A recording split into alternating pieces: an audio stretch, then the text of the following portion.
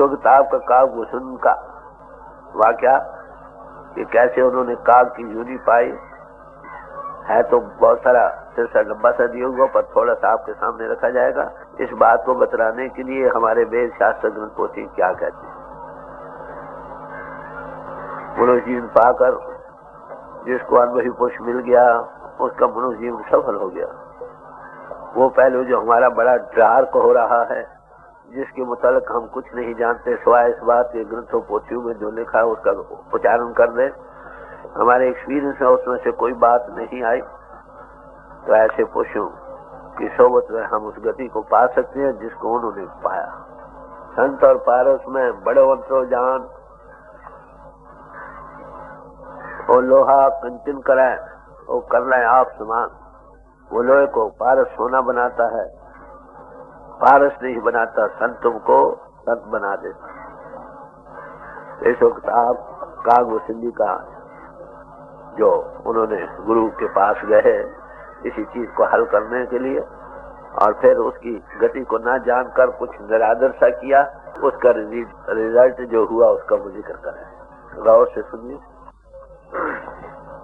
कागभूषण जिक्र करते हैं अपने जीवन का। पहले थोड़ा सा वो ये है कि वो कहते हैं कि हमें बहुत सारी गरीबी आ गई थी, गरीब दुखी होकर कहते हम उज्जैन शहर में गए, वहाँ कैद का जमाना था, उसके गुजर जाने पर कुछ रुपया मिला गुजारे के मात्र। कहते फिर मैंने शिव भगवान की पूजा करनी शुरू की।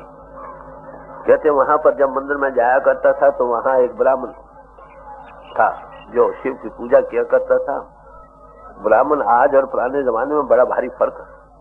आगे जमाने में कुछ पैदाइशी लिहाज से ये समाजें नहीं चलती थी, हर एक इंसान जिस गति को पाता था उसके मुताबिक वो कहलाया जाता था। ब्राह्मण वही था, ब्राह्मण सो जो ब्रह्म विद्य सो ब्राह्मण हो, जो ब्रह्म को बिंद ले, ब्रह्म का अनुभव करके पार में बिंद कर पार हो जाए, उसका नाम ब्राह्मण था। पढ़ने लिखने वाले का नाम भी ब्राह्मण नहीं था। वो वेद शास्त्रों के जो माहियत उसको जानने वाला था और तरक्की करके ब्रह्म से पार पार में जाने वाला था। ऐसे पुरुष का नाम था ब्राह्मण। आजकल तो है ना फलाने ब्राह्मण का बेटा ब्राह्मण, नहीं, ऐसा नहीं था। इस बात की तमीज उस जमानों में नहीं थी। तो वो ब्राह्मण वहाँ भगवान की, शिव भगवान की पूजा किया करता था। तो वो बड़ा साधु था, परमार्थ के जानने वाला था और महादेव की पूजा करने वाला था। ये ताकतें भी परमात्मा ने बनाई हैं खास खास काम करने के लिए। उसी के 3000 की सूरतें हैं कहो। जो जिस शक्ल से भी उसका आराधना करता है उसको कुछ न कुछ फल मिलता है। और कहते मैं उसके पास गया, साधारण तरीके से गुरु धारण कर लिया। मैं उसके खिदमत तो करना था मगर कपट के साथ करता था, ऊपर ऊपर से करता। याद रखो, हम लोगों को गुरु मिल भी जाए तो दिल से नहीं उसको सच में तस्लीम करते, दिखावे की मात्र कर लेते हैं। कैसे कपट से उसकी पूजा किया करता था। मगर वो ब्राह्मण बड़ा नीति के जानने वाला था और बड़ा दयालु पुरुष। ब्राह्मण ने तो दयालु होना ही है, जो ब्रह्म को बिन कर पार हो जाए। परमात्मा प्रेम है, कंपैशन है, दया का स्वरूप है, दया का पुंज है। जो उसको पा गए उसके अंतर भी अवश्य वो दया का पुंज होता। Love beautifies everything. उसके पास कोई जाकर उसका निरादर भी करे तो भी वो प्यार से होता। बच्चा अगर हमारी दाढ़ी में हाथ डाल दे तो हम उसको बुरा समझते। प्यार और दया होने के स्वरूप से बच्चे को उस नाराजगी पर भी कुछ नहीं कहते, प्यार से और समझाने का यत्न करते हैं। तो इसी तरह कहने लगे कि वो मैं उसकी पूजा सेवा किया करता था मगर कपट से, ऊपर ऊपर से। गुरु को ऊपर ऊपर गाता, गुरु को मन भीतर नहीं लाता। स्वामी जी महाराज फरमाते हैं गुरु को ऊपर ऊपर से हम गाते हैं, दिल के अंदर जो वो कहता है उसको धारण नहीं करते। इसलिए हमको अनुभवी पुरुष के मिलने का पूर्ण फायदा नहीं होता। तो इसलिए कहते एक दिन उन्होंने मुझे बुलाकर बड़े नर्म दिल होकर बड़े प्यार से समझाने लगे कि देख भाई, तू मनुष्य जीवन भागों से मिला है, तू कुछ किया कर। तो वो क्या करना क्या है, वो कहते कहा कि तू भी उपदेश दे दिया और कहा कि इस तरह से तू भी उस मालिक की पूजा कर। कहते वो मैं कहते मेरी रात तो बहुत नीची जात का था, बड़ा पाप रखने वाला था, कमीना कौम से था। अज्ञान में ऐसा चूर था कि ब्राह्मण के जो कुछ हरिभक्तों के देख कर बजाय इसके कि मैं उनकी तारीफ को दिल में ये जला करता था कि इनकी इतनी महिमा क्यों होती है, उल्टा उसे दुश्मनी करने लगा। गुरु रोज प्यार से समझाया करता था, मगर मेरे तर्ज अमल को देखकर दुखी होता था। मुझे ज्यादा गुस्सा में आता था क्योंकि पाखंडी को नीति अच्छी नहीं लगती है। कुदरती बात, जो पाखंडी हो उसको नीति का सवाल ही नहीं रहता। तो आगे फिर वो आप जिक्र करेंगे कि मेरा गुरु से क्या ताल्लुक हुआ, मैंने क्या किया और कैसे मैंने इस गति को पाया। ये उसकी पहली हिस्ट्री है थोड़ी सी। हम भी इससे क्या सबक सीख सकते हैं? अरे भाई, अगर हम कपट से गुरु की सेवा करते हैं ऊपर ऊपर से दिखावे से, तो क्या लेंगे हम? गुरु और शिष्य में दिल दिल का राह बनता है, रिसेप्टिविटी बनती है, समझे?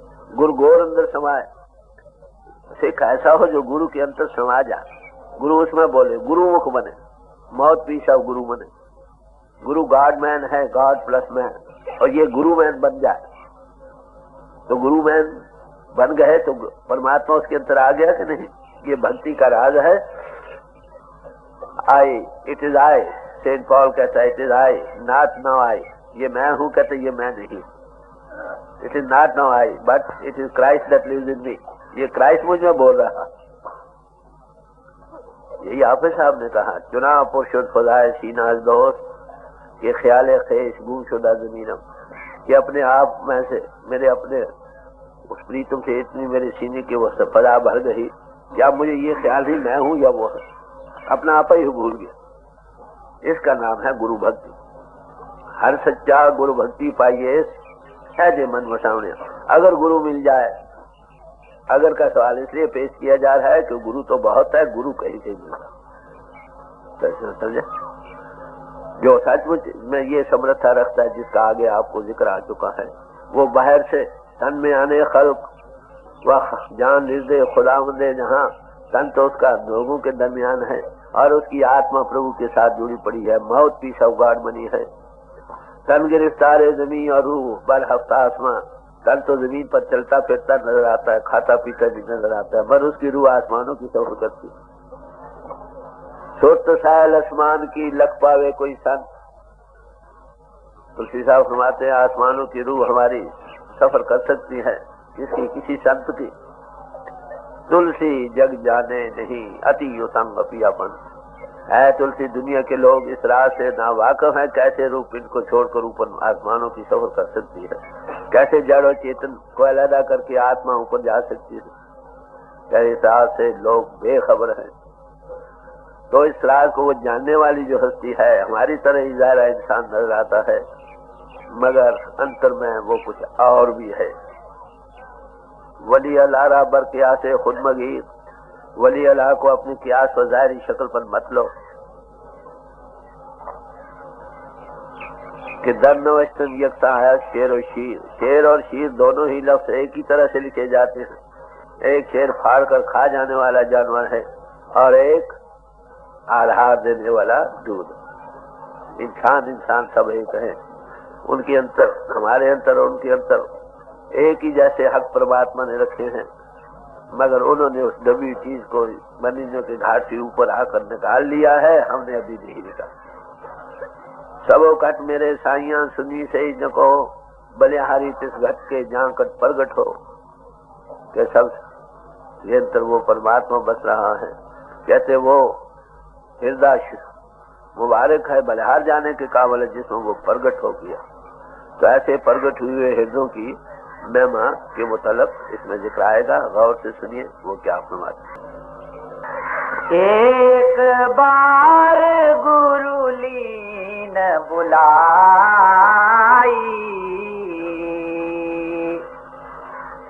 मोहे नीति बहुभांति सिखाई। कहते एक मरतबा गुरु ने मुझे बुलाकर बहुत सी नीति की बातें सिखलाई, समझाने लगे। आखिर गुरु का काम है समझाना, सिख समझे न समझे बार बार समझाना होता है। बच्चा अगर बहुत बिगड़ भी जाए तो भी पिता फिर प्यार से समझाता, समझता मेरा बच्चा वो समझता मेरी शरण में आया है, मैंने इसको बनाना है। किसी तरह से प्यार से कई तरीकों से उसको खींचता। तो कहते मुझे कई तरह से समझाया, देख बच्चा, जीवन का आदर्श ये है, हमने दुनिया में इस तरह से रहना है, तो ऐसा जीवन बसर करो कि यहाँ भी सुख और आगे भी सुख, दोनों लोगों में तुम्हारी महिमा रहे। एक बार गुरु दीन बुलाई, मोहे नीति बहु भांति सिखाई। शिव सेवा कर फल सुत सोई, अविरल भक्ति राम पद होई। कहते हैं बेटे कि शिव भगवान की सेवा का फल यही है कि राम जी के चरणों में अटल भक्ति पैदा हो। राम का लफ्ज तुलसी साहब ने कई तरह से बता। एक राम दशरथ का बेटा, एक राम कटकट में बैठा, एक राम का सगल अकारा, एक राम सब होते न्यारा। एक राम वो थे जो राजा दशरथ के बेटे थे, 14 कल्ला संपूर्ण अवतार थे, दुनिया के दुख हरण करने को आए। एक राम जो घटकट में बैठे हैं, एक त्रिलोकीनाथ, तीनों लोगों को जो नथ रही ताकत है, एक राम जो इन सब का जीवन आधार है, वो राम है। तो राम के किसी के पास भी जाओ, ये खुद ही बयान करते हैं आगे जाकर कि लोगों से मैंने कहा कि राम वो है जो सब में रम रहा है। कहते मेरी ठीक है, ये रम तो रहा है, मुझे तो चाहिए वो शक्ल प्रगट होकर आए। माना कि तू दिल के खलवत कदा में है मकी, हम मानते हैं कि तू हमारे घर में है, प्रभु रम रहा है, मगर जरा सामने आकर तू बैठ जाके नजर को हुए मजाल है। भक्त ये चाहता है भगवान को प्रगट देखना। तो कहते हैं मुझे वो भगवान जो रम रहा है वो तो ठीक, कहीं पर वो प्रगट है तो उसके दर्शन कराओ। यही भगवान कृष्ण जी जब एक बार गोपी से दूर चले गए, कुछ मुद्दत वहां रहे, गोपियां बड़ी विरह और शोध में जल रही थी, तो उदो को भेजा कि जाओ इनको थोड़ी ज्ञान ध्यान की बातें सुनाओ। उदो गए, बड़ी ज्ञान की बातें की। देखो कृष्ण के लफ्ज़ मैंने किरी से निकलता जो आत्मा से नजदीक है, कौन परमात्मा, तो वो तो तुम्हारे अंतर में है, अरे तुम क्यों शोध गुदार में हो, वो भगवान कहाँ नहीं है। खैर बातें बहुत सुनाई, वो सुनती नहीं, आखिर पूछने लगी क्या भगवान नारायण जो कुछ तुम कहते हो वो बातें तो ठीक है, मगर तू ये बता सब बातें साची है नारायण, ये बता कि जो उस मुरली मनोहर को किसी जिसमें इजहार करते हुए देखना चाहते हैं उसके लिए तुम्हारे पास क्या आएगा। ज्ञान चांद सब ठीक है, वो सब के जब तक वो आंख न बने वो नजर ना आए, इसलिए ये भक्त का दिली जज्बा उसको एक मेटीरियलाइज कर लेता है। कहते ये सुनने आखिर जाकर ये अपना किस्सा बयान किया। तो कहते हैं कि मेरा गुरु मुझे समझाने लगा, तो क्या कहा कि देख भाई शिव भगवान का फल यही है कि हमारे चित्त उस राम के चरणों में लग जाए। उस राम रमी ताकत के दो इजहार की सूरतें होती हैं, एक जो दुनिया के अधर्म को दूर करने के लिए, धर्म को स्थित करने के लिए, अधर्मियों को दंड देने के लिए, धर्मियों को उभारने के लिए, दुनिया को स्थित करने के लिए, ये एक पहलू उसका इजहार का है, इसको नेगेटिव कहते हैं। दूसरा पहलू इजहार का यह है कि वो उसमें मिलकर आत्मा को जो मनलिंगों के घाट पर घिरी पड़ी है इससे आजाद करके प्रभु से जोड़ना, ये उसी राम ताकत के दो इजहार की सूरतें हैं। तो किसी भी इजहार में कहते हैं उसके दर्शन होने चाहिए। तो कहते हैं उन्हें कि भाई राम से मिलने के लिए ये सब कुछ, ये जो पूजा है, पूजा एक जरिया है ना उस में राम के साथ जुड़ने के लिए। उनको हम भगवान कहते हैं, शिव भगवान, ब्रह्मा जी, विष्णु भगवान, कहते वो भी उसी की पूजा कर रहे हैं, उसकी इजहार की सूरत है, उसी के आधार पर चल रहे हैं। तो कहते हैं इंसान बेचारे का क्या, जब वो करते हैं ताकि उसी की पूजा करें तो हमें भी उन्हीं की करनी चाहिए।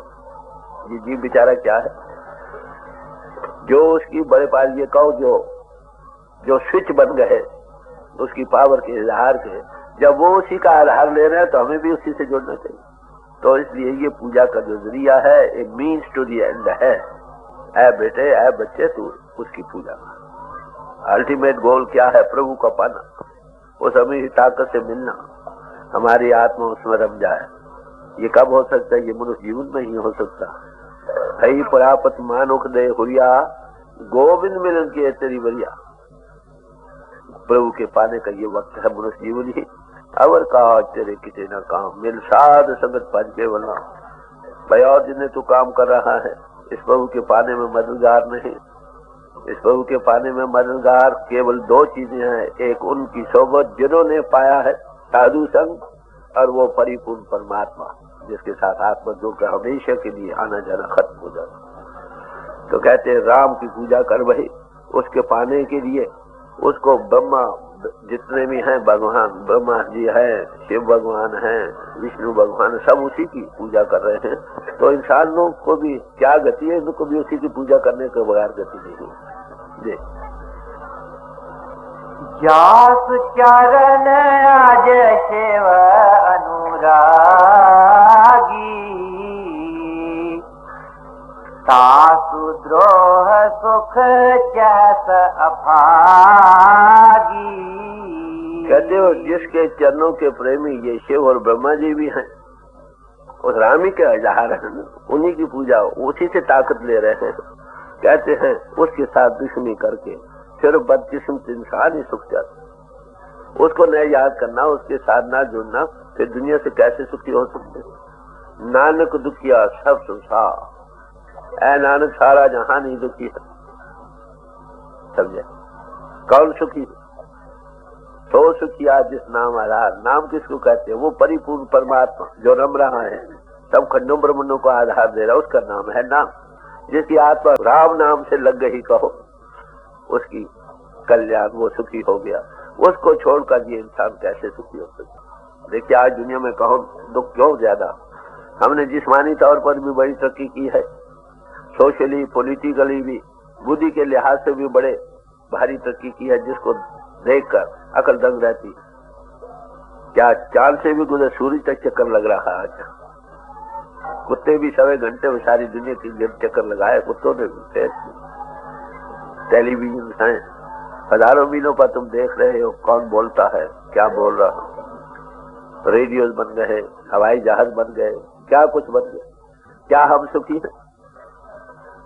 नहीं। सारा जहान ही फिर भी दुखी है। उसका कारण क्या है? किसने अपनी आत्मा को उस न जाना है, भूल में जा रहा है, मन इंद्रियों के घाट पर अंतर से सो रहा है बाहर फैलाव के कारण, और अपने आप के ना जानने के सबब से प्रभु का अनुभव नहीं पा रहा है, इसलिए सब दुखी। यही तुलसी साहब ने कहा कि दुनिया में सारा जहान ही दुखी है, कोई तन करके, कोई धन करके, कोई मन करके, एक ना एक दुख सबन को। सुखी संत का दास, जो संत का दास बन। संत किसका नाम है? जिसके अंतर मालक प्रगट हो गया, दूसरों को प्रगट करा सकता। थोड़े लफ्ज उनके पास क्या है? तुरंत मिलावे राम से उन्हें मिले जो को। उनके पास ये पोर्टफोलियो जो भी आए उसके साथ जोड़ दो, इन्हों के घाट से ऊपर ला दो। तो हमारा अल्टीमेट गोल क्या है? प्रभु भक्ति। वो परमात्मा जो रम रहा, उसके पाने के लिए जिन्होंने पाया उनकी सोबत। तो बड़े प्यार से समझा रहे हैं कि देख भाई, तू सिर्फ वो लोग बदकिस्मत हैं जो प्रभु को छोड़कर उसके ना जुड़ने से फिर सुख की आशा कर रहे हैं। कैसे सुखी हो सकते जी? हर कहूँ हरि सेवक गुर कहे, निखगनाथ हृदय मम कहे। ये गुरु ने शिव जी को विष्णु का सेवक बताया। ऐ गरुड़ सुन, मेरा तो ये बात सुनकर दिल जल गया।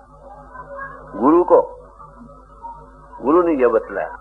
शिव भगवान भी, विष्णु भगवान, ये सब ताकतें उसी एक राम के आधार पर चल रही है। बात असल तो यह है कि ये बात उसने बताया, मेरा इससे तसल्ली नहीं हुई।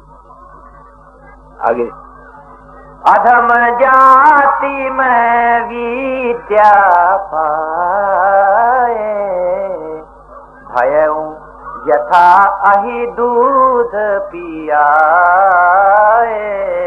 कहते मैं नीची जात का हूँ, नीची जात है, जो इन्हों के भोगो रसम फंसा है वो सब नीची जात में। कहते मैं विद्या पा गया, बड़ा विद्यावान बन गया। विद्या पाकर मेरी क्या गति होगी कि जैसे शाम को दूध पिलाया जाए और जहर बढ़ती। आलिम होना कोई ये जरूरी निशानी नहीं कि वो अनुभवी पुरुष है। इल्मियत कुछ और चीज है, अनुभव कुछ और चीज है। इल्म क्या चीज? हमारी सोच जब दिमाग की सेंटर से जुड़ती है ब्रेन के, उसका नतीजा इल्म है। जब हमारी सोच या आत्मा परिपूर्ण परमात्मा से जुड़ती है, उसका नाम अनुभव है, परमात्मा का पास। बड़ा भारी फर्क। आमिल के गले में इल्म फूलों का हार है। अगर वो आमिल पुरुष है, अनुभवी पुरुष है, तो एक चीज को कई तरीकों से आपके सामने पेश करेगा। अगर वो अनुभवी नहीं है, उसकी आत्मा प्रभु से जुड़कर उसका माउथ पीस नहीं बनी है, तो ऐसे पुरुष के सिर पर इल्म कैसा है, यही मिसाल। जैसे शाम को दूध पिलाया जा, वो और जहर बढ़ती। कहते मेरी गति ये हो रही थी। अपना हाल बयान कर रहे हैं कि मैं ऐसी गति को इकरार कर रहे हैं।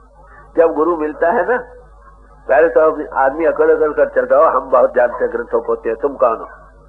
पीछे जब अनुभव नहीं मिलता तो आखिर आकर चरणों में सिर लीन करना पड़ता है, तो कहते हो मैं भूल में।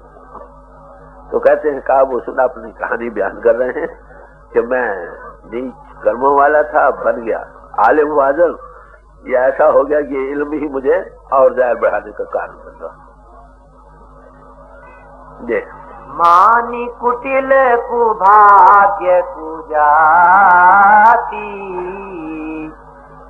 गुरु कर द्रोह करो दिन राती। कहते मैं मगरूर था, मकार था, बदनसीब था और नीचे कौम वालों में से था। गुरु के साथ रात दिन मुखालफत करने लग गया। मैं आलिम, गुरु क्या जानता। ऐसा होता है, आजकल भी होता है। गुरु से मिल गए आलम फाजिल, वो मैं भी जानता हूँ, क्या फलानी जगह ये लिखा है, फलानी जगह लिखा। अरे भाई, जो चीज उसको मिली है वो तो नहीं मिली ना। उसको क्या मिला? वो तुम्हारी आत्मा किन्नों के घाट से ऊपर लाकर अंतर की आंख खोल सकता। तुम केवल इल्मी दे सकते हो। Bookish knowledge all wilderness. एक जंगल है जिसमें इंसान भटकता फिरता, हकीकत मिलती नहीं। मैं मगरब में गया, वहां के लोगों ने ये कहा कि भाई आपने जो बयान किया परमार्थ बड़ा सिंपल, बड़ा सादा रास्ता है, आत्मा को आधा कर बिठाया और अंतर में जुड़ गए। अरे भाई, ये मुश्किल क्यों बन गया? मैंने कहा जो लर्नेड आदमी थे, पढ़े लिखे, they had no first experience of the inside, they were beating about the bush. क्योंकि एक चीज कुछ पता नहीं, वहां हाथ तब लगाया ना, या ये है या वो है या वो है या वो है। उनकी तफसीलें उनसे असल से मुश्किल बन गई समझने के लिए। तो मैं पूछ तो आपको बातें नहीं कर बिठाकर ऊपर वे आप कर देता, तुम देखने वाले हाँ भाई है। आलम 100 बात करे, आलम क्या करते हैं? मैंने एक किताब पढ़ी, उसका नाम गुरु निर्णय है, बड़े आलम फाजिल ने लिखी है, बड़े हज। वो क्या लिखते हैं कि जहां भी अंतर में ज्योति का जिक्र आता है या किसी धुनी का जिक्र आता है, ज्योति मोती अंतर कोई नहीं। सिर्फ खुशी के इजहार के लिए हम कहते भाई बाजे बज पड़े, चिराग जल पड़े, अंतर कुछ नहीं है। अरे भाई, जो आमिल है वो हंसेगा कि नहीं? वो आमिल जब बैठता है, बच्चा बैठता है, वो भी रोशनी के देखने वाला। परमात्मा ज्योति स्वरूप है कि नहीं? गॉड इज लाइट, खुदा नूर है, वो उसको दिखा सकता है। यही बढ़ाई है उसमें। तो कहते मैं अपने इल्म के घमंड में, जैसे शाम को दूध पिलाया जाता है तो और उसकी जहर बढ़ती है, मुझे गुरु के साथ उल्टी मुखालफत करने लग गया। अति दयाल गुरु स्वल्प न क्रोधा। मेरे गुरु बड़े रहम दिल थे, अति दयाल थे, भी थोड़ा भी इस बात पर भी गुस्सा नहीं किया। कोई बात नहीं, आज समझेगा नहीं, कल समझेगा, कल नहीं परसों समझेगा, तो फिर समझाते रहे प्यार से। हाँ जी। पुनि पुनि मोहे सिखाव सुबोधा। बार बार मुझे समझाते, देख बच्चा, बात ये बड़े ठंडे दिल से। असल बात यह है, एक बच्चा है, तुम हो बीए पास। अब बच्चे से ये उम्मीद करो कि बीए पास की बातें करे, कैसे हो सकती? तो उस्ताद को गुस्सा नहीं करना चाहिए। उस्ताद को समझाना चाहिए। उस बच्चे का क्या कसूर है? मैं आपको आज अर्ज करूं, 1903 की बात है कि मैं तीसरी जमात में पढ़ा करता था। एक आदमी आया, लेक्चर देने लग गया। बात मेरी समझ यही थी कि किताबों ही से पढ़ा जा सकता। मैं बड़ी हैरानी से, अब भी बड़ा विविध ख्याल है कि अरे भाई कार से बोल। अब मैं समझता ये बड़ी मामूली बात है। भाई एक बच्चा जो इंद्रियों के घाट पर बैठा है, उसको को अंतर में रोशनियां हैं, रोशनी कहाँ, कैसे हो, मर तो नहीं जाएंगे। आप हजरत मोहम्मद साहब को सवाल किया कि महाराज आप कहते हो जीते जी मरना चाहिए, कहीं मर तो नहीं जाएंगे, कब्रिस्तान में तो नहीं पहुंच जाएंगे। कई भाई इससे भी डर करते, इनसे जब रूह पर जाए मौत वो छोड़ ही देते।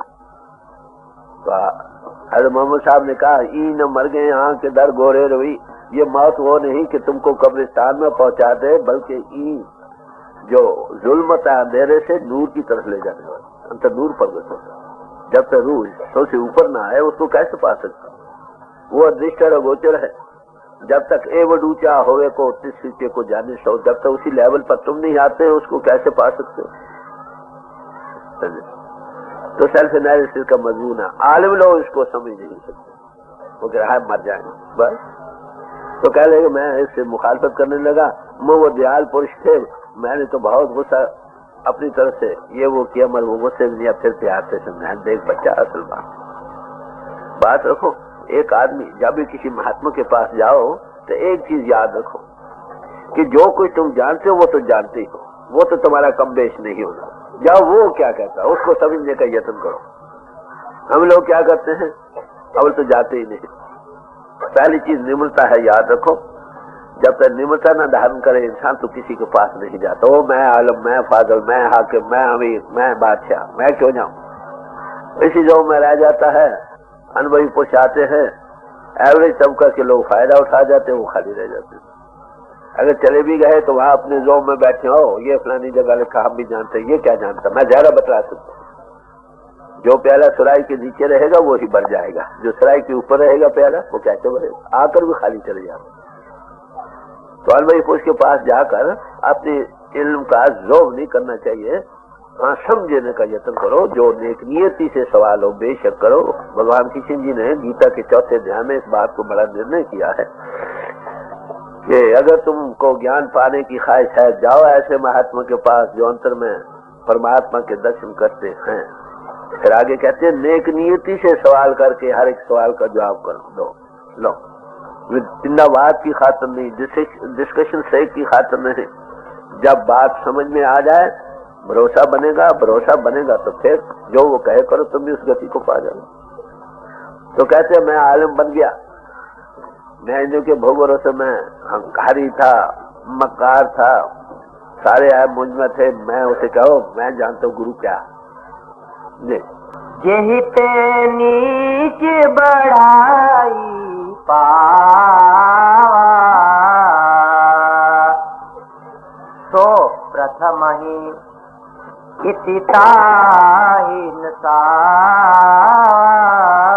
जिसकी जात से मिलने से लो पुरुष, कमीने से कमीना पुरुष भी उस हायर गति को पा जाता है। वो पहले इसी की जो है गति को दूर कर समझाना चाहता है। अरे वही बात क्या, जब तक बात समझना है उसका भी क्या कसूर कि दिल दिमाग रंगा पड़ा है बाहरी इल्मों से। जब तक ये नफी न करे, हाँ उससे मिसालें तो ले समझने के लिए, मत जब तक वो एक्सपीरियंस न मिले तब तक काम नहीं बनता।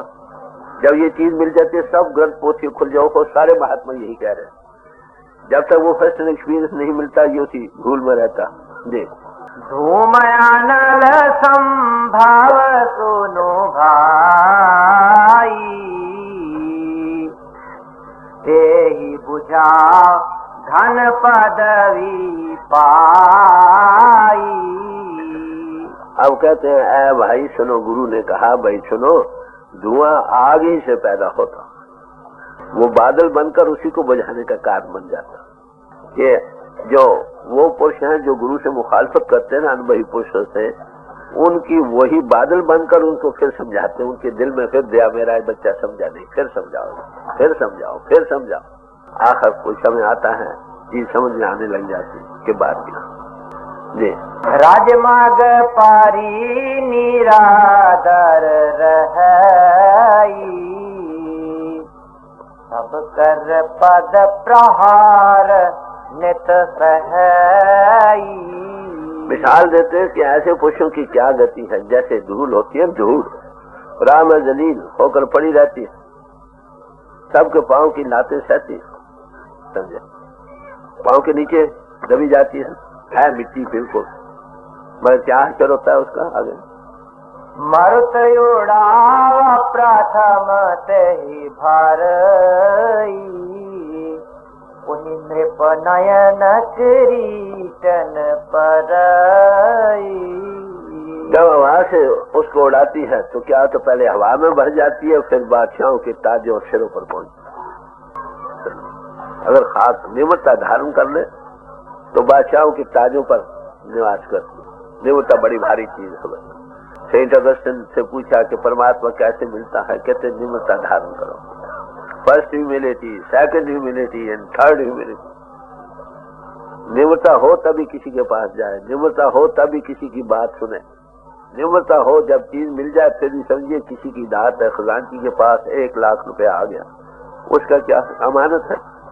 तो संतों का श्रृंगार निम्रता, सच्चे मानो तो कहते वो लोगों के सिरों के ताज बनते निम्रता धारण करके। क्या किसी बादशाह के ताज पर तुम बैठ सकते हो जाकर? दूर बैठ सकती है।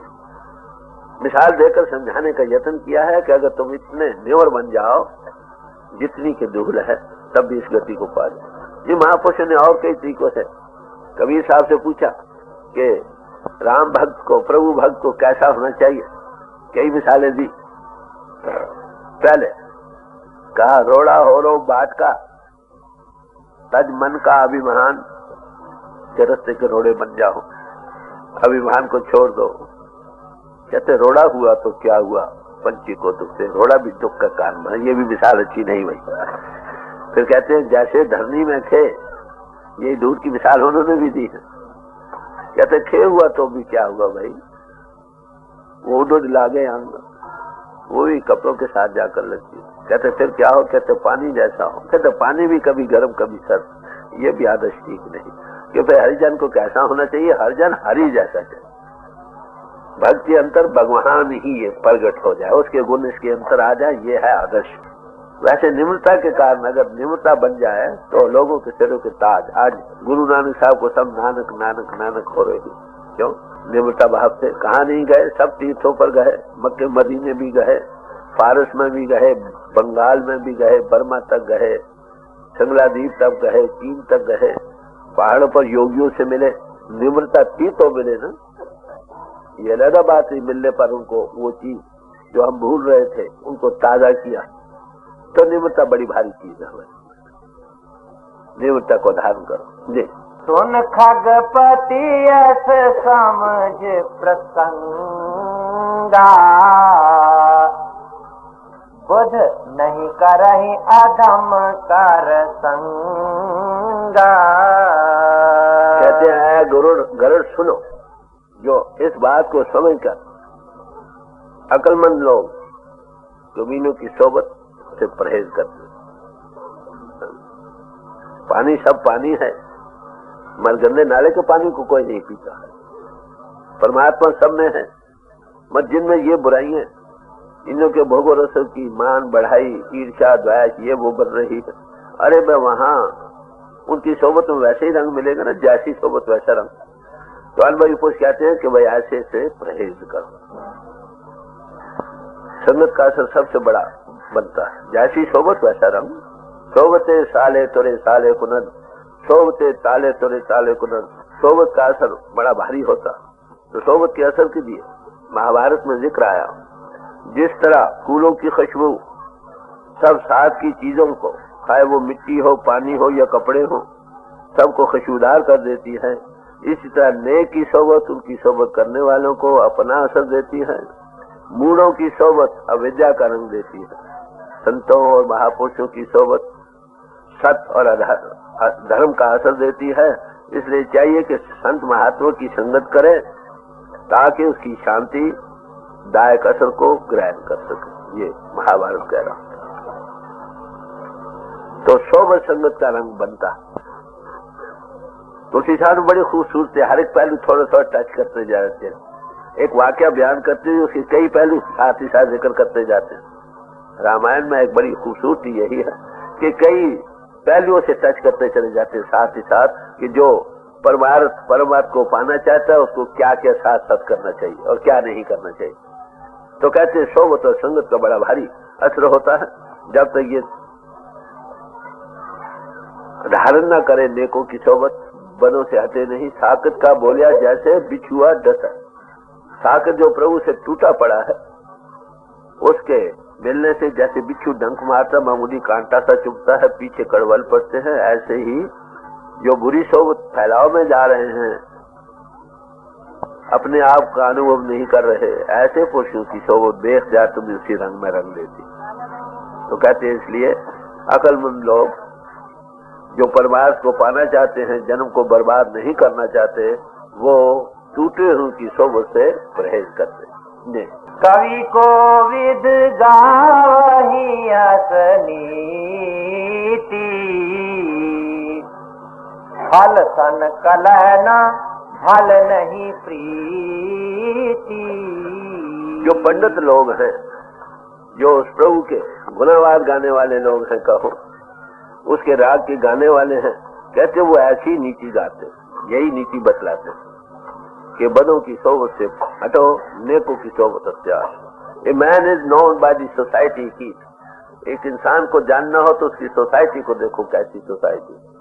कायदे की बात है, नेकों की नेक जो होगा नेकों की सोबत अख्तियार करेगा। जो परमार्थी या परमार्थी पुरुषों की सोबत अख्तियार करेगा।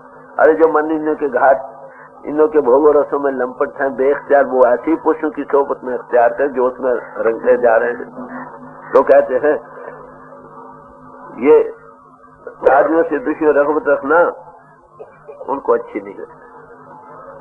तो ऐसे पुरुषों से हमेशा ही प्यार और सलूक से काम करो। वो नीति यही बतलाते हैं कि नेकों की सोबत करो, उनसे प्यार करो, उनसे दुश्मनी न करो। देख उदासीन नित रही गुसाई, खल परिहरिये स्वान की न्याई।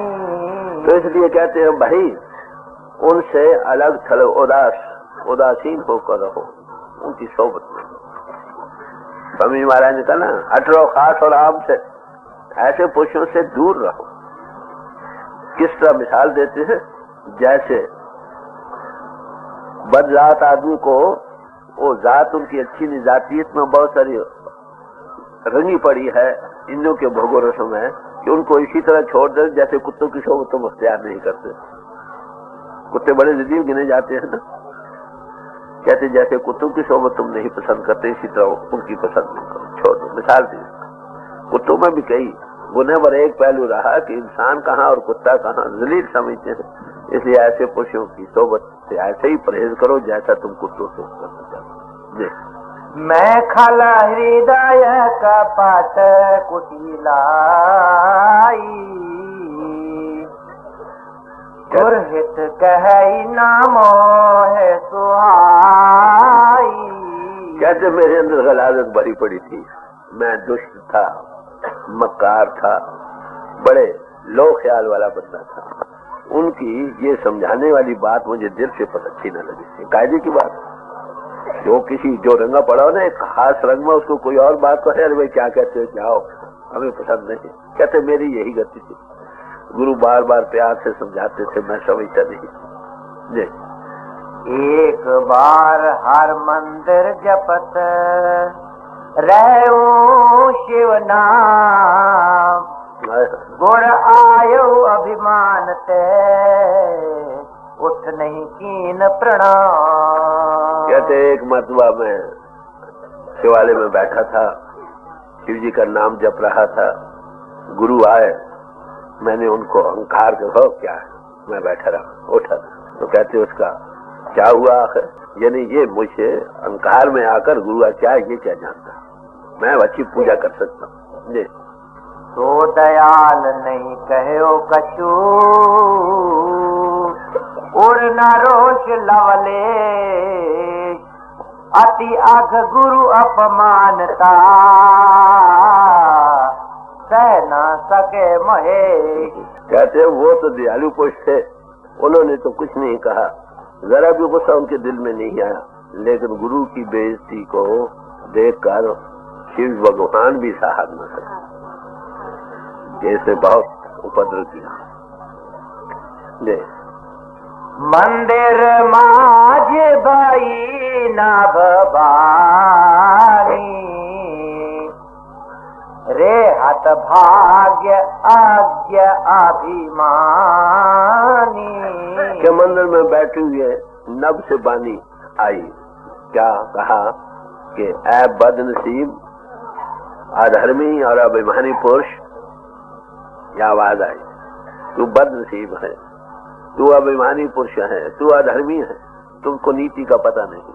यद्यपि तव गुरु के नहीं क्रोधा, अति कृपाल कित सम्यक बोधा। इसमें शक नहीं कि देखा है बदनसीब इंसान, गो तेरे गुरु ने इस बात पर गुस्सा नहीं, वो समदर्शी है, समझे। वो कहते हैं ये बेचारा अनजान बच्चा है, उसको गुस्सा नहीं आया क्योंकि वो बड़ा दयालु है, समदर्शी है और मुकम्मल पूर्ण ज्ञान रखता है, इसलिए उसने तो गुस्सा नहीं किया। उसका कारण ये वो सबके अंदर पापी और पुण्य दोनों के अंदर वही देखता, वो देखता है ये पापी जो है आत्मा में तो कोई फर्क नहीं, आत्मा जैसी मन इंद्रियों के घाट से रंगी गई, वो देखता है ये रंगा पड़ा है, भाई है आत्मा हजारों हमारा है, इसलिए कहते इसको साफ करना, उसको रह मारना। ये इससे सबक आज हम लोगों को सीखना चाहिए। जी तदपि चाप शठ दे हो तो ही, नीति विरोध सुहाए ना मोई। कहते गो उन्होंने इस बात को बुरा नहीं माना, मगर मैं तुमको शराब दिए बगैर नहीं रहूंगा। क्यों? इसलिए कि मैं नीति के बरखिलाफ कोई हरकत मुझे पसंद नहीं। ये नीति राम कृष्ण ते को बड़ो तीन भी तो गुर कीन, तीन लोग के नायका गुर आगे आ नहीं। राम भगवान राम और कृष्ण से कौन बड़ा होगा? त्रिलोकी नाथ हुए होते हुए भी गुरु के आगे नीति है। कबीर साहब रामानंद जी को गुरु धारण करते हैं नीति के धारण करने, तो कहते इस नीति के उल्ट मैं कोई बात सुनने को तैयार नहीं, मैं जरूर तुमको श्राप दूंगा ताकि तुझे ये सबक रहे। और वैसे भी आप देखें सब महापुरुष यही कहते हैं, भाई रे गुरु बिन ज्ञान न होए, पूछो ब्रह्मे नारद बेस व्यासे को। व्यास से जाकर पूछो, नारद से पूछो, गुरु के बगैर किसी कन्या नहीं, गुरु के बगैर गति नहीं, गुरु बिना गत नहीं, चाह बिना पत नहीं। गुरु गुरु हो तो आज इसमें शक नहीं कि गुरु और साधु के नाम से हम उतना फर्क है। उसका कारण क्या कि वो गुरु गुरु नहीं, एक्टिंग पोजिंग कर रहे हैं, सांग बन रहे हैं, समझे। इस हकीकत को न खुद पाया है न दूसरों को दे सकते हैं। उनको क्या करते हैं, बाहरमुखी साधन अपरा विद्या में लगा देते हैं, लगे रहो भाई। कोई मांगे महाराज बख्शीश करो, वो भाई हमने 50 साल में ली, तुम्हें अभी दे दे, कुछ करो, दे सकते नहीं। इसलिए मन इंद्रियों के घाट पर बैठे हुए के होने के कारण वो जब देखते हैं ये भी हमारी तरह मन इंद्रियों के घाट पर बैठा, जैसे हमें कहते हैं गुरु दो, हमें ऐसे साधु संतों की रूप में। Blind leads the blind, both fall into the ditch. अंधा अंधे को चला रहा है, दोनों ही गड़े में करेंगे और क्या। तो कहते हैं कि मैं इस मर्यादा को तोड़ता नहीं, तुम्हें सजा दूंगा, शराप दूंगा। महात्मा हमेशा दया करते हैं, जितना पापी होकर जाओ उतना और दया करते हैं। हमारे हजूर थे, कई बहुत बड़ी निंदा करके आना, जब होश आनी के महाराज दया करो, हमने आपकी बड़ी निंदा की है, कह रहे मेरे तक नहीं पहुंची, नाम दे देते थे। तो ये संतों का और जो नीति में रखने वाली ताकत है उनका आपस में संवाद, वो सदा देती है, वो तो हमेशा ही दया करते हैं।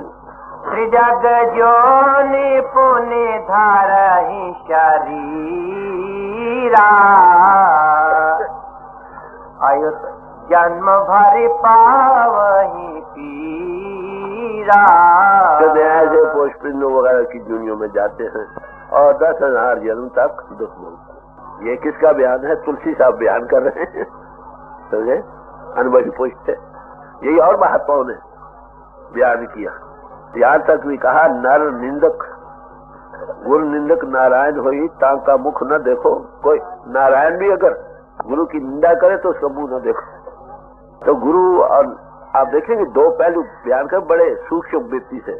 एक स्थिति में कायम करने वाली नेगेटिव पावर, एक पॉजिटिव पावर। पॉजिटिव पावर तो श्राप नहीं देती, वो माफी ही जानती है। हाफिज साहब ने कहा आखिर ही अमर शब्द मालूम, कहते आखिर जाकर हमें ये मालूम हुआ कि सल्तनत दरवेश बहुत बेहिसाब। दरवेशों की सल्तनत बख्शिश की, हिसाब लेना नहीं। जो हिसाब लेने वाली ताकत है वो उसको संयम में रखने के लिए श्राप दे रही। बैठ रहे सी अजगर एव पापी, सर्प होए खल मल मति व्यापी। कहते हैं पापी पुरुष जा, तू इधा की तरह बैठा रहो, तू सांप होगा, तेरी अकल में पाप समा गया गुरु की नाराजगी की। ये शराब दे। महाबिटप कोटर महु जाई, रहो अधमा धमा अधगति पाई। कहते जा किसी दरख्त की खोखली जगह जो वहां बैठा रहो और इसी अधोगति में पड़ा रहो। बस ये मैं तुझे श्राप दे जा। फिर इस पर हाहाकार कीन गुर दारण सुनि शिव शाप, कंपित मोह विलोक अति और उपजा परिताप। कहते ये इस बददुआ को सुनकर गुरु कांप उठा। आखिर गुरु के दिल में शिष्य का प्यार है, मेरा बच्चा है, कहीं चला न जाए। तो कहने लगे, गुरु ने हाय हाय की। कहते मुझे कांपते हुआ देखकर बड़ा उसको रंज हुआ। तो क्या कहने लगे आगे फिर से आता, उसने दुआ की कि तुम इसको श्राप ना तो तुम बड़े ऐसे हो, बड़ी महिमा की। आखिर उन्होंने फिर उसकी काग बसुन की।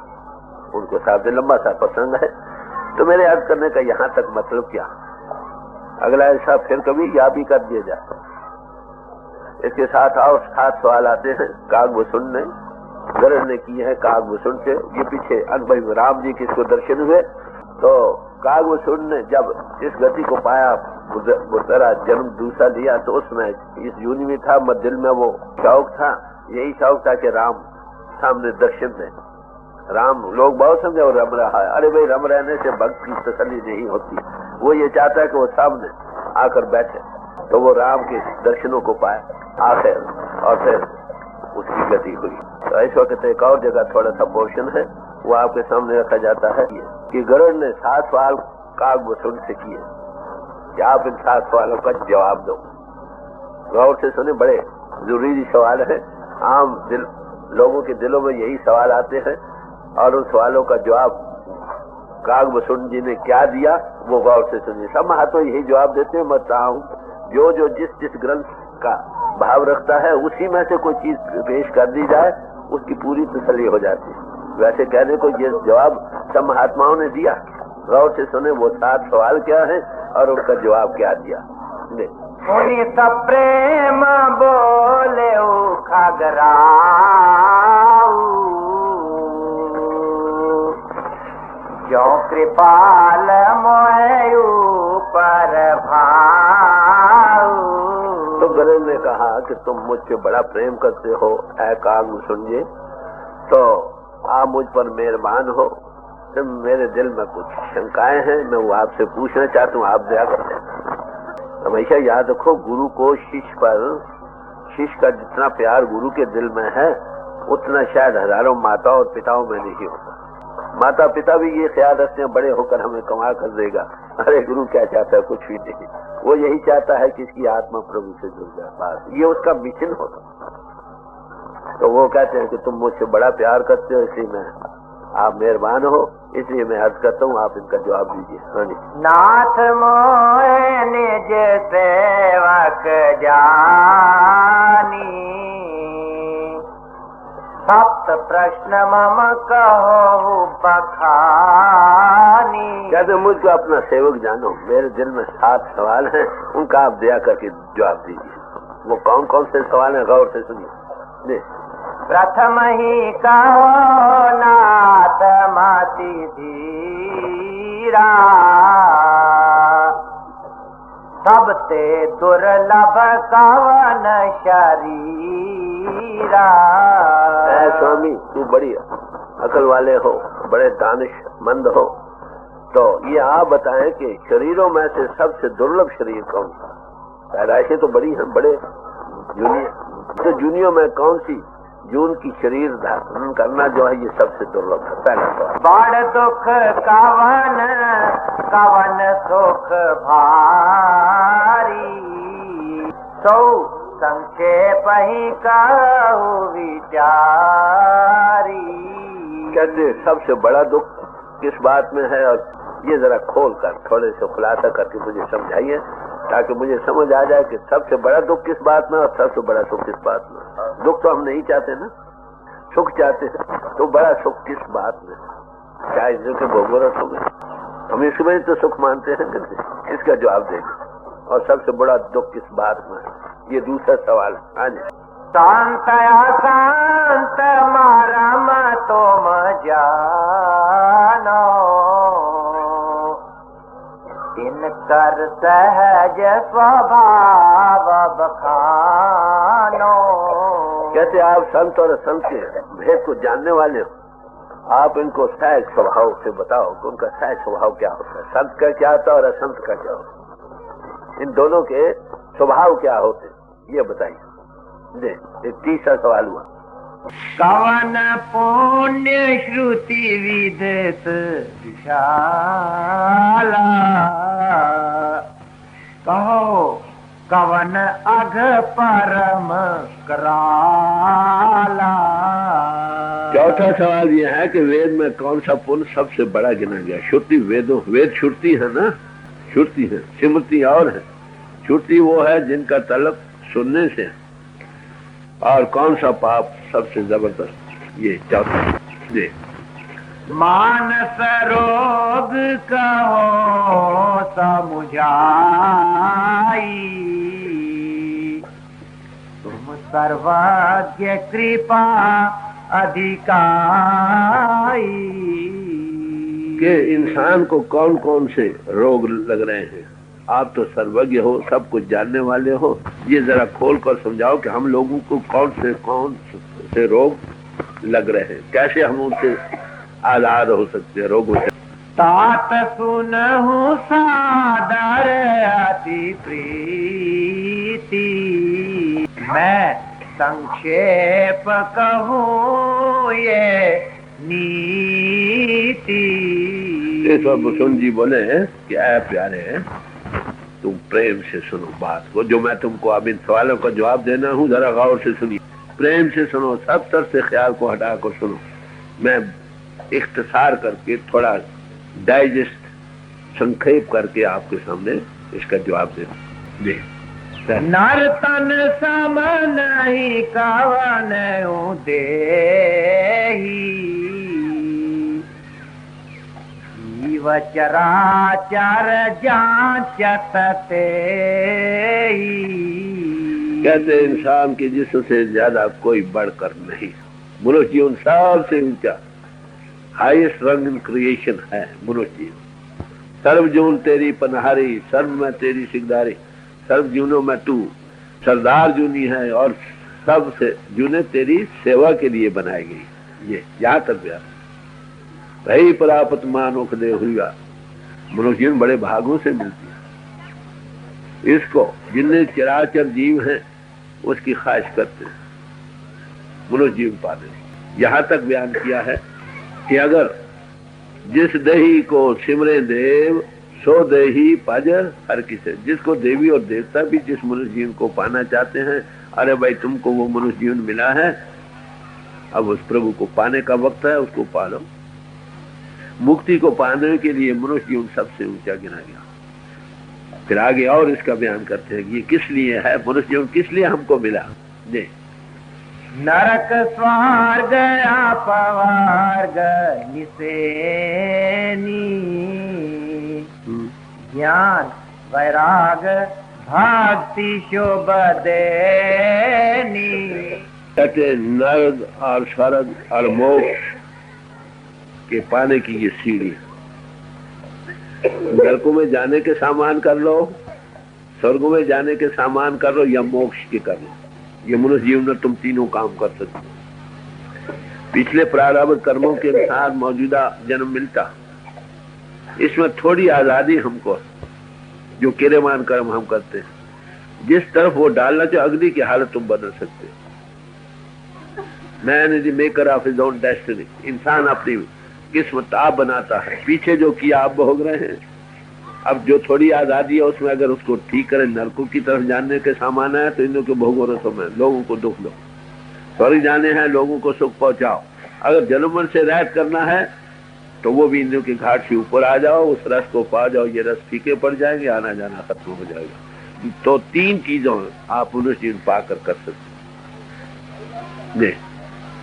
सो तन धारी हारी भाजा ही न जे नर,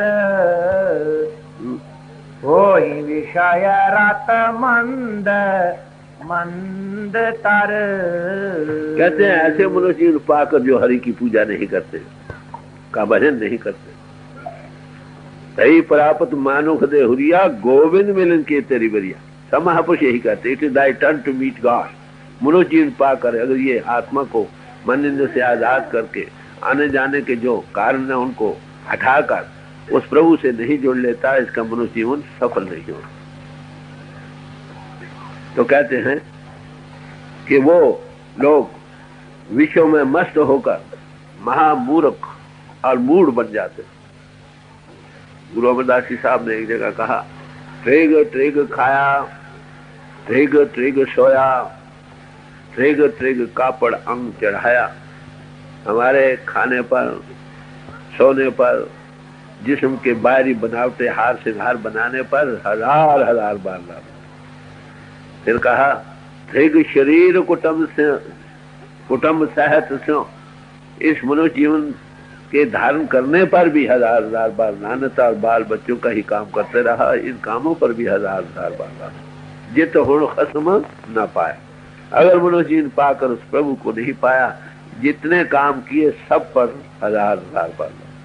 अवर काज तेरे किते न काम, भज मिल साध संगत भज के। साधु का संग करो, मालिक के साथ जुड़ो। ये मनुष्य जीवन का आदर्श है। अगर मनुष्य जीवन पाकर ये काम नहीं किया तो जन्म बर्बाद चला गया। तो कहते हैं वो लोग मनुष्य जीवन पाकर जो हरि का भजन नहीं करते, खसम ना चीने बावरी क्या करत बढ़ाई। कबीर साहब कहते हैं मनुष्य जीवन पाकर तुम किस बात की बढ़ाई करते हो, अगर मनुष्य जीवन पाकर उस मालिक को तुमने नहीं पाया। बात न भगत न होएंगे, छाड़ो चतुराई। ये बातों का मजमून नहीं है भाई। चतुराई की बातें छोड़ो, देखो तुम क्या कर रहे हो। नरकों के जाने का सामान कर रहे हो या स्वर्गों का या मोक्ष का, ये सोचो। रेलवे लाइन डालने से पहले आपको इख्तियार है, जिस तरफ लाइन डाल दो। एक बार डाल दी गई ट्रेन उसी पर चलेगी। मनुष्य जीवन में थोड़ी आजादी है, वो विवेक बुद्धि प्रभु ने दी है। एक लाइन ड्रा करे या उधर करे, ये मेक और अनमेक कर सकता। देख लो आप क्या कर रहे हैं। बड़े ठंडे दिल से, बड़े प्यार से समझा रहे कि मनुष्य जीवन बड़े भागों से मिलता है। इसको पाकर ये तीन चीजें तुम कर सकते हो। अगर मनुष्य जीवन पाकर आपने हरि को नहीं पाया, उसका भजन नहीं किया, अपनी आत्मा को मन निंदा से आजाद करके उसके साथ जुड़े नहीं, मनुष्य जीवन बर्बाद चला गया। पौड़ी छुटकी फिर हाथ ना हुए को है। एक बार मनुष्य जीवन की पौड़ी हाथों से निकल गई, ये जन्म तो बर्बाद गया। फिर याद नसीब का मनुष्य जीवन आपको मिले, फिर तुम ये काम कर सकते। तो मनुष्य जीवन पाना बड़े भागों से होते। इसको पाकर जो लोग प्रभु की भक्ति नहीं करते, मोक्ष को नहीं पाना चाहते, नरक और स्वर्गों का सामान कर रहे हैं, अरे भाई वो जन्म को बर्बाद कर रहे हैं। कुरान शरीफ में जिक्र आता है जो इस दुनिया के आशिक लोग हैं उनको परलोक आखिरत हराम है, और जो आखिरत के पुजारी हैं उनको ये दुनिया हराम है, और प्रभु के पुजारियों को दोनों हराम। बताओ आप क्या कर रहे हो? सोचो। महापुरुषों के कलाम बड़े मतलब खेज होते, पुरमानी पुरमर्ज होते, साथ साथ समझाते चले, अरे भाई ये तीनों चीजों की पाने की सीढ़ी है मनुष्य जीवन। तुम क्या चाहते हो? इसमें तुमने प्रभु को पाना था, क्या कर रहे हो? ठंडे दिल से विचारो। कई भाई दान करते हैं कि आगे हमें रोटी मिलेगी, यहाँ जूती देते हैं कि आगे हमको जूती मिलेगी। अरे भाई तो फिर परलोक के पुजारी है ना, आना जाना तो खत्म न हुआ। मनुष्य जीवन की ये गर्ज ना थी। कांच की रच बदले ते ले ही, करते डार पर समाणी दे।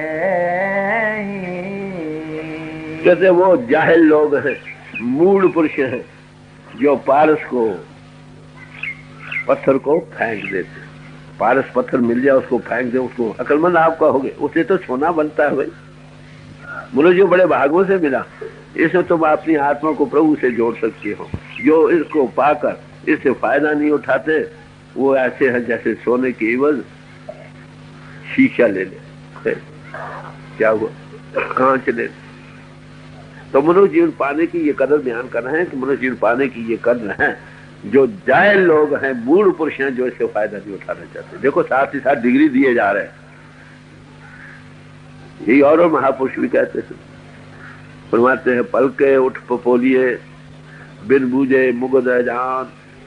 तो वो उठकर जिस्म के पालने और इसके तलका के बनाने ही में सारा जीवन बसर कर रहे हैं। उस प्रभु को नहीं जाना, ये जानते हुए कि मनुष्य जीवन चंद्र रोजा है, आखिर छोड़ जाना है। तो कहते ऐसे लोग कौन हो सकते हैं? कहते या बूढ़ों के बूढ़ या अनजान बच्चे, इन दोनों में जरूर एक है। सारे महापुरुष यही कहते, प्राणी तू आया लाह लैन, लगा कित को पकड़े सब मुक्ति चली जाए। ऐ प्राणधारी इंसान तो दुनिया में आया था इसे परमार्थ हासिल करने के लिए, तू किन फजूल कामों में लग गया। वो फजूल काम कौन से थे? कबीर साहब ने जिक्र किया रावण का। कहते सोने की लंका थी, समझे, कुदरत की ताकतों को अपने कब्जे में लाया था। फिर कहते मूर्ख रावण क्या ले गया। तो बड़े प्यार से समझा रहे हैं कि संतों की सोबत जैसा कोई सुख, सबसे बड़ा सुख संतों की सोबत। उनकी सोबत में समझो, जब तुम आ गए समझो प्रभु की सोबत में आ गए, क्योंकि प्रभु उसमें प्रकट हो रहा। बिल्ली हर जगह परिपूर्ण है। बताओ अब आपका क्या सवाल थी? साक्षी है। अगर किसी पोल पर पावर हाउस वो कलेक्ट हो चुकी है, वो तुम्हारे सारे काम करती है कि नहीं? तो प्रभु सारे ही है, मगर जिस हृदय में वो प्रगट हो गया उससे तुम्हारे सारे काम बनते हैं। उसके चरणों में जाना। वली अला मौलाना रूम साहब ने कहा, अगर तुम किसी वली अल्लाह के नजदीक आ गए समझो तुम प्रभु के नजदीक आ गए, क्योंकि उसमें वो प्रगट है, वो पोल है जिसमें वो इजहार कर रहा। समझे? अगर तुम किसी वली अल्लाह से दूर हो गए समझो तुम प्रभु से दूर हो गए।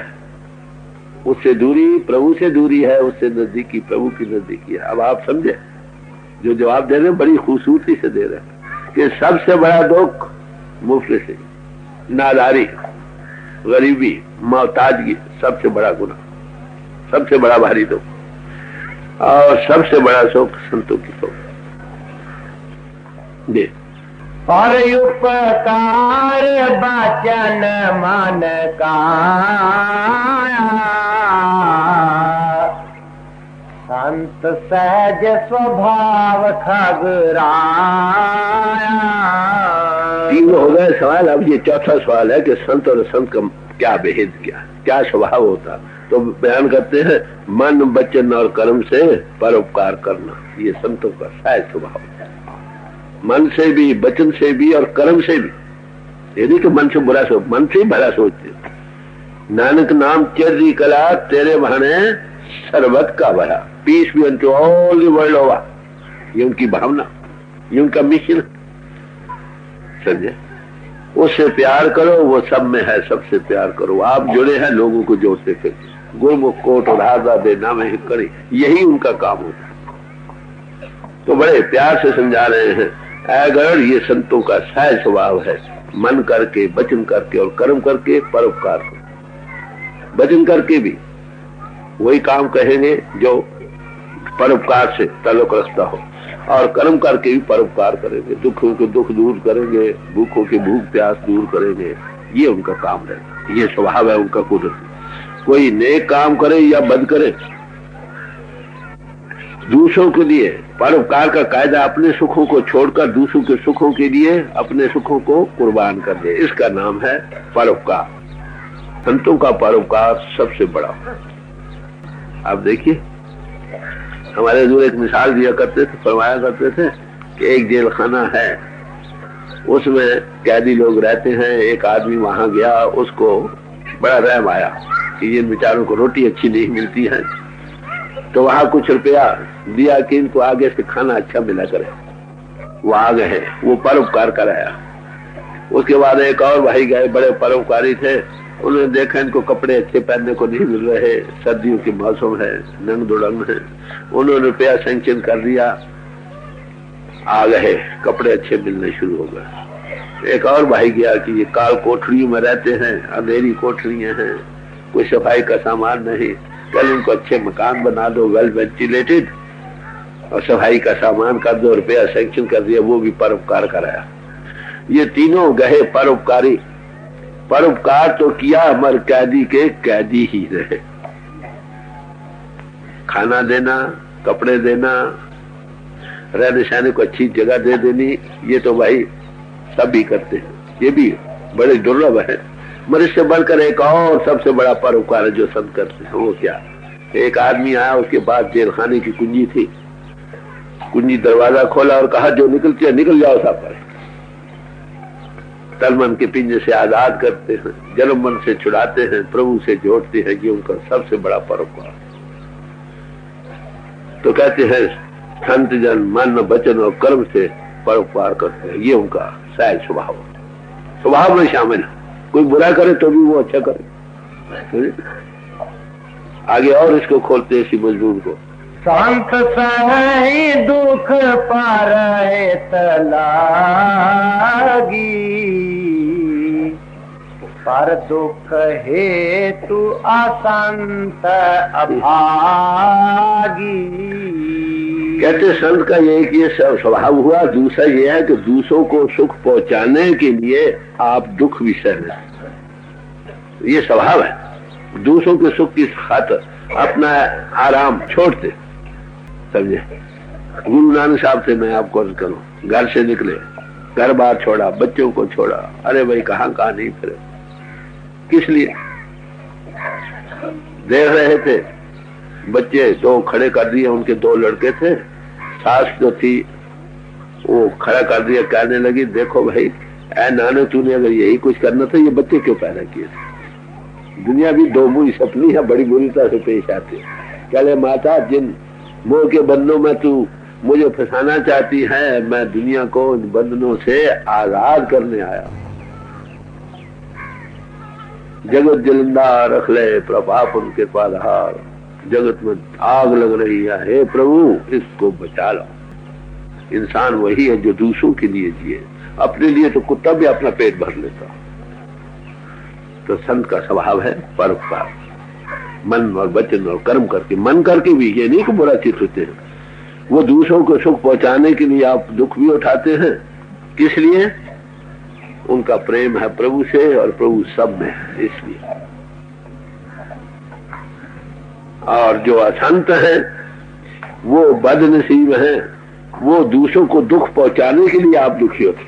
100 मुसीबत उठाए, दूसरे का घर जल जाए जरूर, फर्क हुआ कि नहीं? एक दूसरे को सुख पहुंचाने के लिए दुख उठाते हैं, एक दूसरे को दुख देने के लिए दुख उठाते हैं।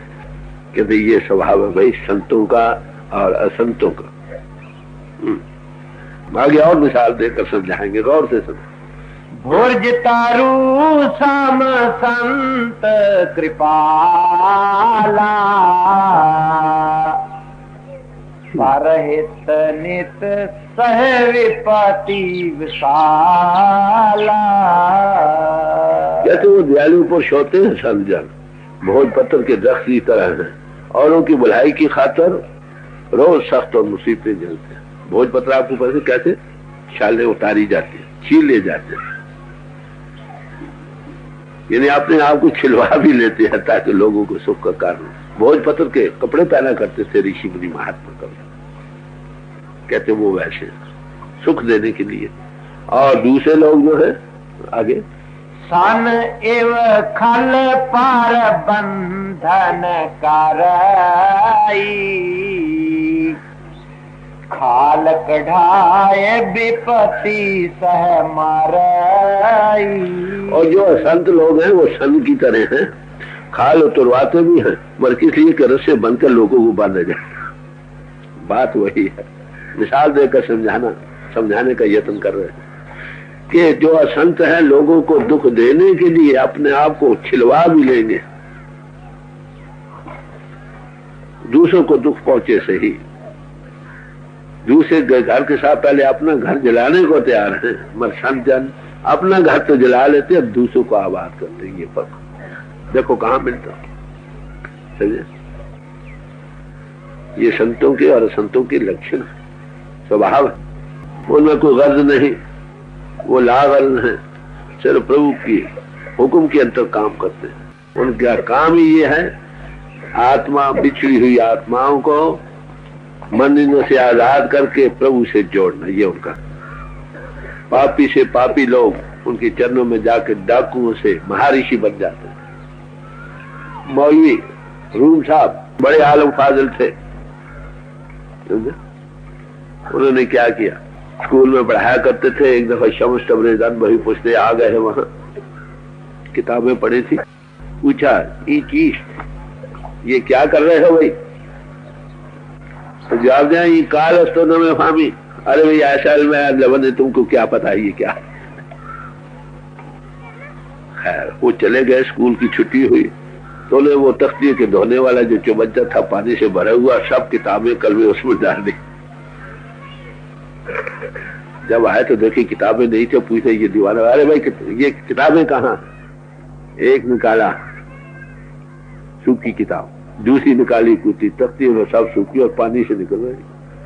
अरे भाई ये चीज ये क्या है भाई? कहते हैं हालत तो न फामी। अरे भाई ऐसा है जिसको तुम्हें है लफते तुमको पता नहीं। तो आलमोहन बहीमोहन में बड़ा भारी फर्क। अब आप देखेंगे कि मौलवी रूम को मौलाना रूम बनाने के लिए उन्होंने कितने दुख सहे, लोगों की मुखालिफ होते भी चाहिए, सब कुछ किया, आखिर जान भी दे दी। तो यही बड़े प्यार से समझाते हैं, मौलवी हरगिज नशुद मौलाए रूम, मौलवी हरगिज मौलाना रूम ना बन सका ता गुलाम शम्स तबरेज़ी नशुद, जब तक शम्स तबरेज़ का गुलाम ना बना। अरे भाई इसलिए हम संतों के पास जाते हैं, जिस गति को उन्होंने पाया हम भी पा जाए, असल मतलब तो यही। तो यहाँ तक ब्याह साकी अनायत कुन, तो मौलानाए रूमीना है मुर्शिद तू मुझ पर दया कर, मुझ पर रहम क्या कर कि मुझे गुलाम शम्स तबरेज़ कलंदरवार में गो, मैं सारी दुनिया मैं भाई शम्स तबरेज़ का गुलाम हूँ।